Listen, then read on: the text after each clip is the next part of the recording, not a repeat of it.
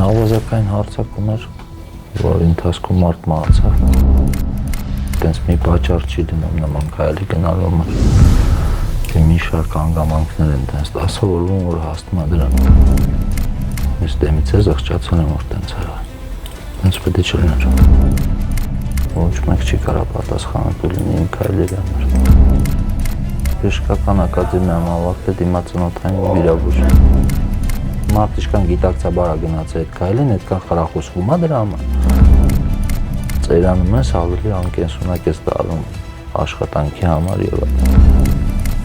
Ես որ ճիշտ ասեմ չեմ հարմարվել դեռ։ Սպասում եմ ազատման օրը գա։ Սա օդ է։ Ինչ որ անհասկանալի բաներ են։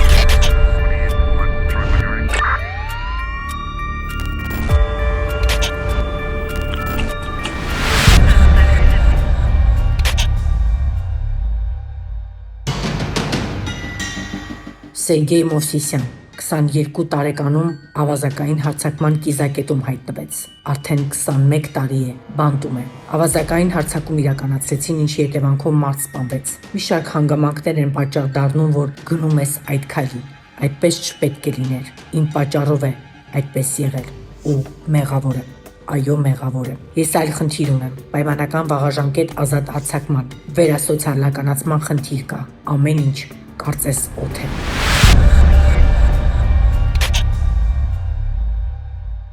Մովսիսյան Սերգեյ։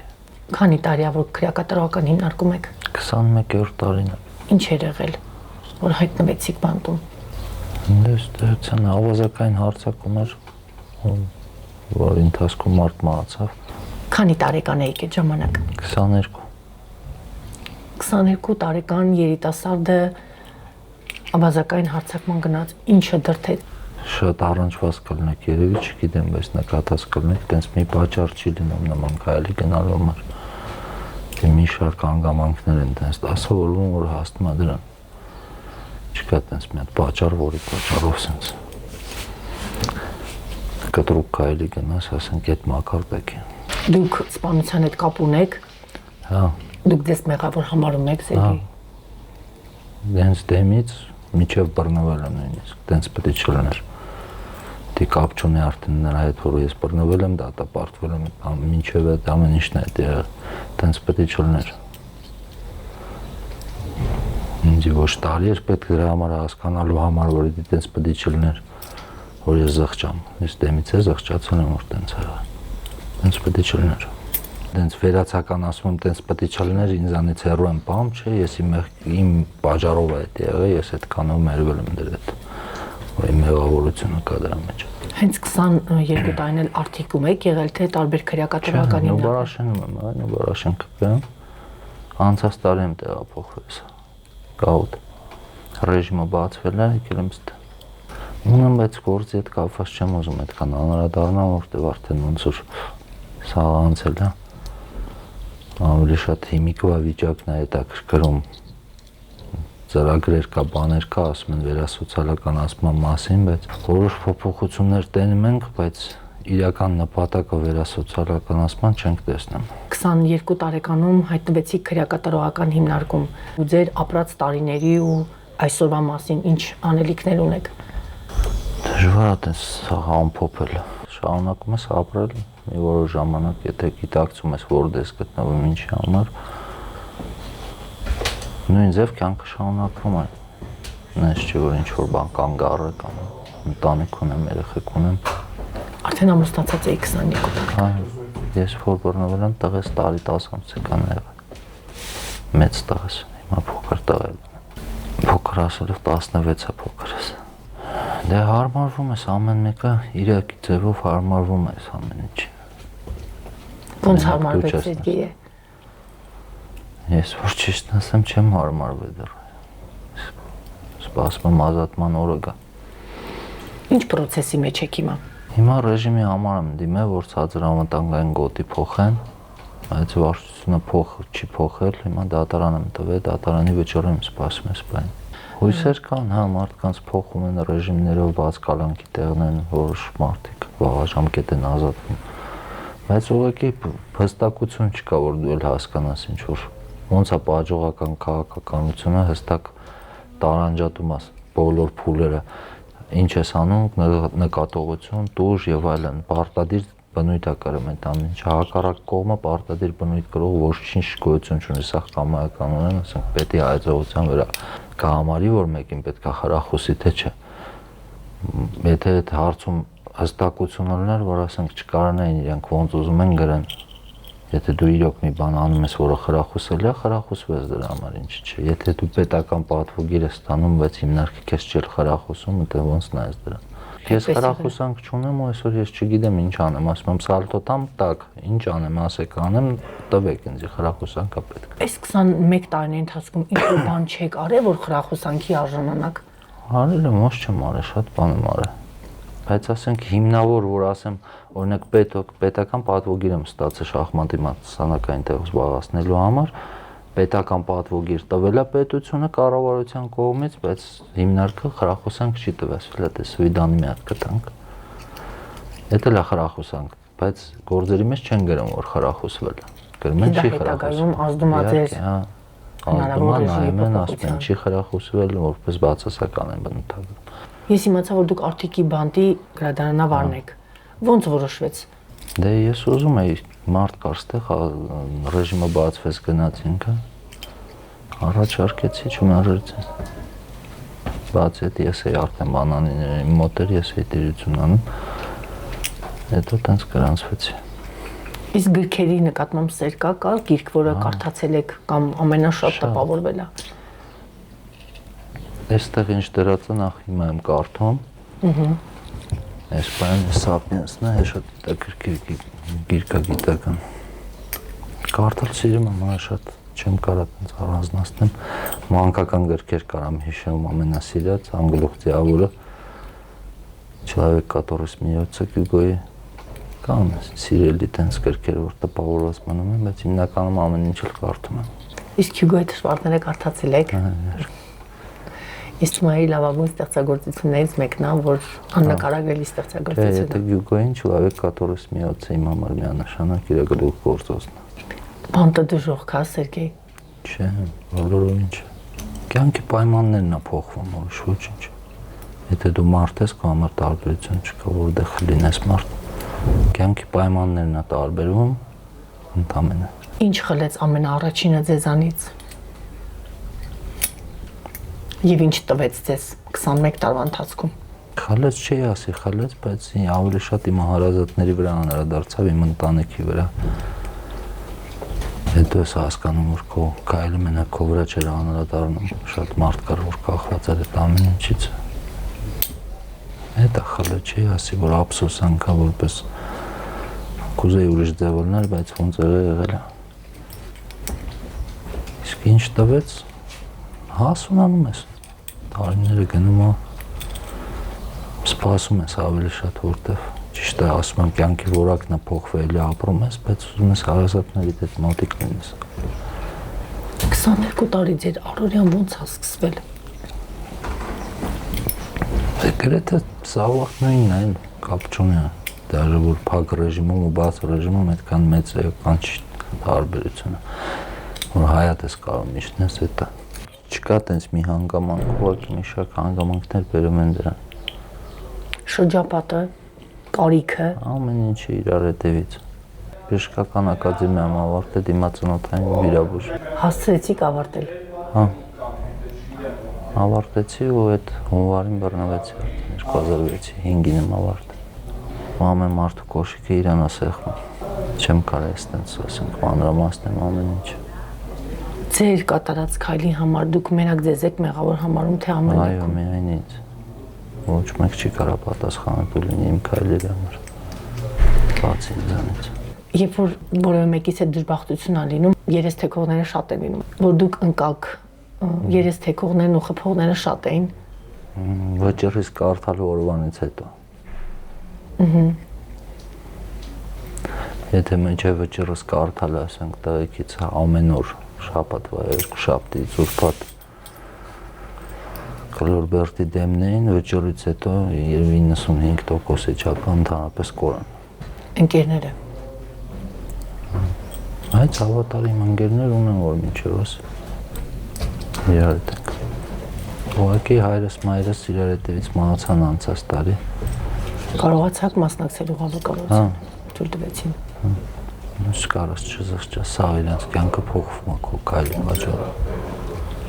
Ու դու միջև վերջ նայում ես այդ կյանքի փոփոխությունը ոնց կարող լինել ու ոնց։ Ես օրինակ այն տարիքում եմ, որ ես կարամ շարունակեմ մի բան ստեղծեմ, նույնիսկ զերոյից սկսեմ,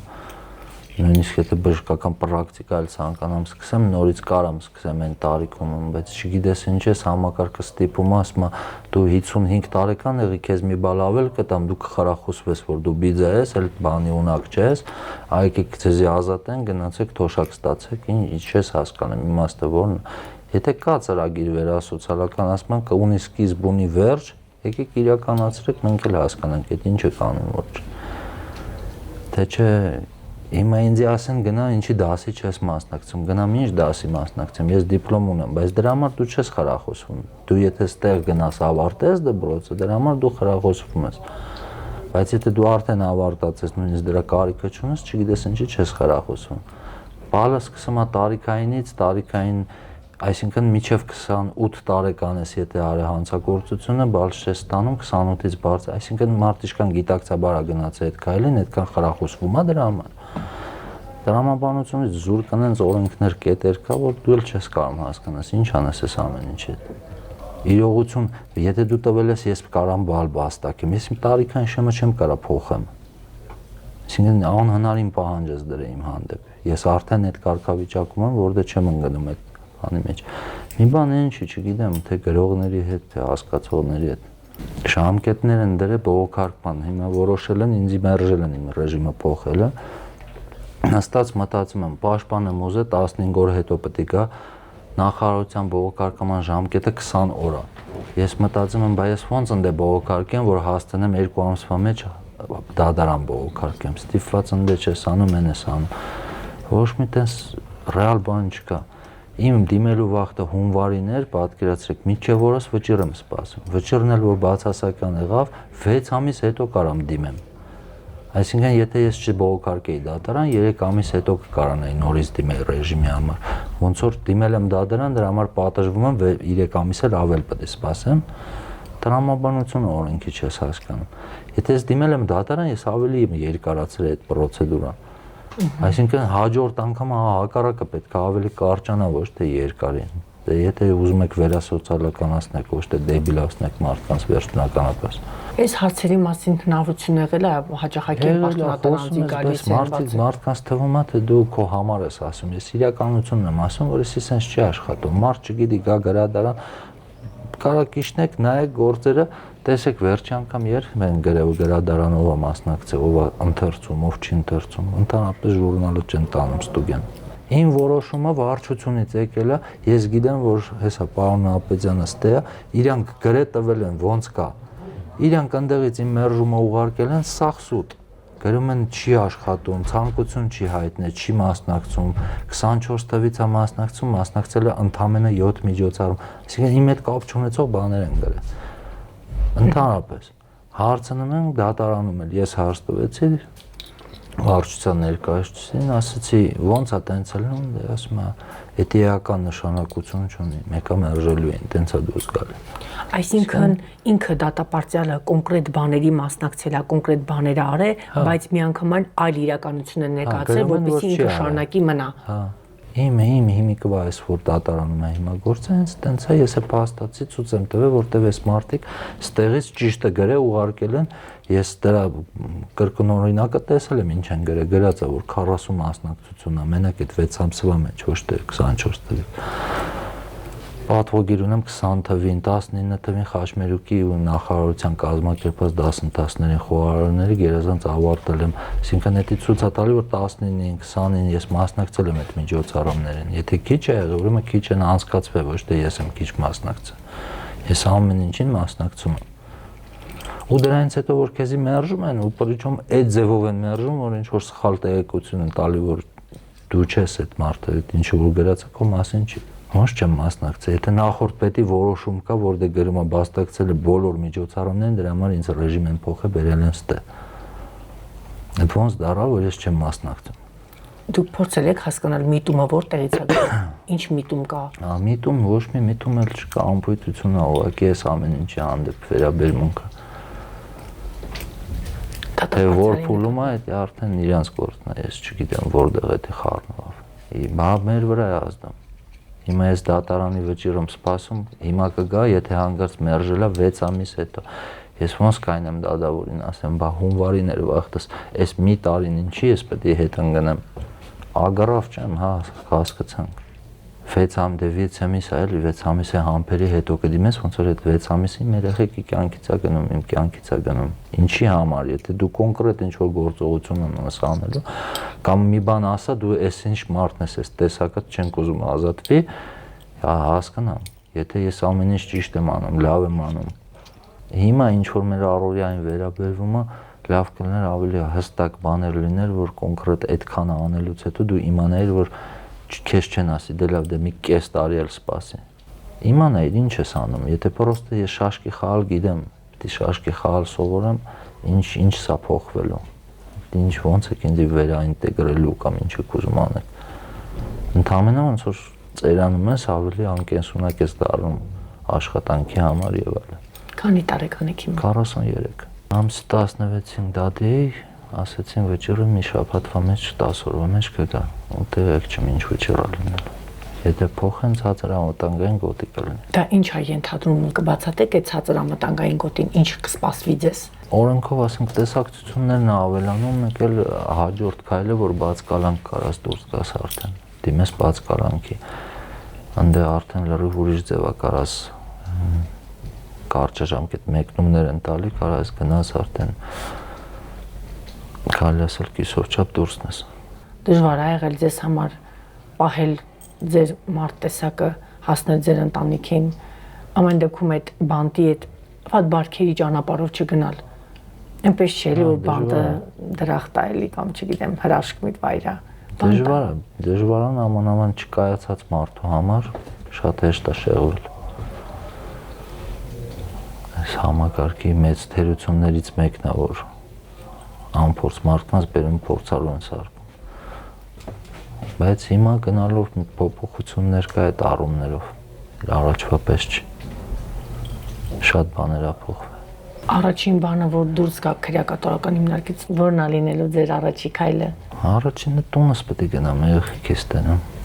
հարազատներիս, ուրիշ ինչ պետք է անեմ առաջինը։ Ցավոք ծնողներս չկա, գերեզմանին պետք է գնամ անպայման։ Այս ծնողները գալիս էին տեսակցության։ Հա, մաման ուղղակի վատառողջ էր երկար տարիները։ Քիչ դժվար էր կազմակերպել տեսակցությունները։ Դժվար է դե բարդ է, որ տենում ես ամեն ինչը հետևում ես, բայց ոնց որ կողքից նայես, մաքսիմալ փորձում ես մասնակիցել նես, բայց փաստողները շատ են։ Մեր խնդիրը միշտ նույնն է, որ չկա հաստատություն, որ իմանանք մենք ոնց պետք է ազատվենք։ Օրինակ վարչության աշխատողը սիա բաժնի վարչության աշխատակից է, դատարանում ասում է, դե ինքը հələ բավարար չափով չի նստած այդ ռեժիմում։ Ես հասկանում եմ ինքը ինչ ասում, բայց օրենքով դու գրել ես 6 ամիս, բարի եղի քո ծրագրերը տեղավորի այդ 6 ամսվա մեջ։ Մի ասա, որ դու թերացել ես, ես մեղավորում, ես պետք է նստեմ։ Եթե դու գործ ունեիր իմ հետ անելու, դեռ վաղ է ինձ ռեժիմ փոխել։ Այդ ինչ գործ պետք է անեիր։ Կարաս մի բան նշես, ասես, ես ինչ բան չեմ ասել անեմ։ Ես այդան վաղ անեմ գամ։ Չկա տենց բան, ցավ օդ է։ Ինչ որ անհասկանալի բաներ է, ուզում են մի բան անեն, կիսատ են անում, թե կատարողներն են թերացել, ես չեմ հասկանում այդ վիճակում, որտեղ ոչ միտեղ չես կարող հասնես, դատարանն է, դատարանները գրավոր են վերցնում մեծ մասը բողոքները, այդ գրավոր չես կարա ներկայացնես։ Սա փաստերն է, ես փաստաթղթեր եմ ուզում, ասում եմ տվեք իմ 12 թվին ես խրախուսվել եմ։ Ասում եմ չկա տեսակցությունների մասին տեղեկություն, չկա ես ինչ անեմ։ Տվել եք իմ մոտ պայեմ, ես չեմ պայվել։ Եթե իմ մոտ լիներ, ես կպայի, ձեր մոտ էր, ոնց չկա։ Ու տենց շատ հարցեր, որ հստակ չեն, ավելի լավ կլիներ դատապարտյալի համար հստակեցված լիներ, որ ինքը ավելի ստիմուլ ունենար, ոնց որ նպատակ ասենք հասկանալ ինչ անում, ինչի համար։ Մարդը կա նայում է, ասում ահա դե հենա 33 բալ հավաքի, այսինքն դրական բնութագրելու համար 28 բալ է, մարդը 33 բալով գնում է դատարան, հետա գալ։ Մարդը կա կարծերից 3 օր առաջ է դուրս եկել, գնում է ազատվում է վաղաժամկետ։ Դե հիմի ասենք հասարակ մարդը նստած է, ուզում է անի, տենում է այդ ամեն ինչը, հասկանում է, որ դա չի աշխատում։ Ռուլետկա կա կարծերից էլ դաս ազատվես, կա սավոր գիրքեր կարդաս, էլի չազատվես։ Իսկ եթե հաստակություն լինի, ասենք դու կարանաս անես մի կոնկրետ մի գործողություն, ասեն SS փուլներն անցել ես, ապրես դու։ Խրախուսվես դրա համար, ռեժիմ փոխեն, ոչ թե դու կռիվ տաս ամեն սանտիմետրի համար։ Մարդ ենք բոլորս էլ։ Ձեր աշխատանքն է, մենքն էլ մեր մեղքն է։ Բայց բերել են մի մեջտեղը, ասում են սենց պետքա վարկը լինի, կարգը սենց պետքա լինի,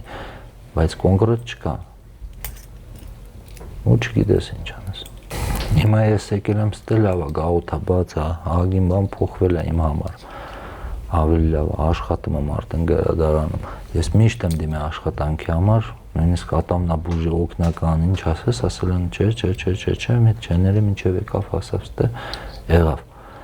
Լավ, հիմա ես ինչ պետք անեմ, եթե հիմա ինձի բնութագրում եմ բացասական ռեժիմ չեն ուզում փոխեն։ Ենթադրենք մի տարի հետո, ես այդ մի տարվա մեջ ինչ անեմ։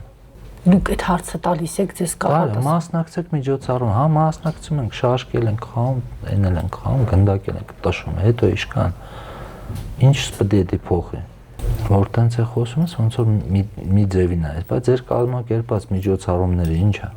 Հավաքվեն շաշկի խաղան,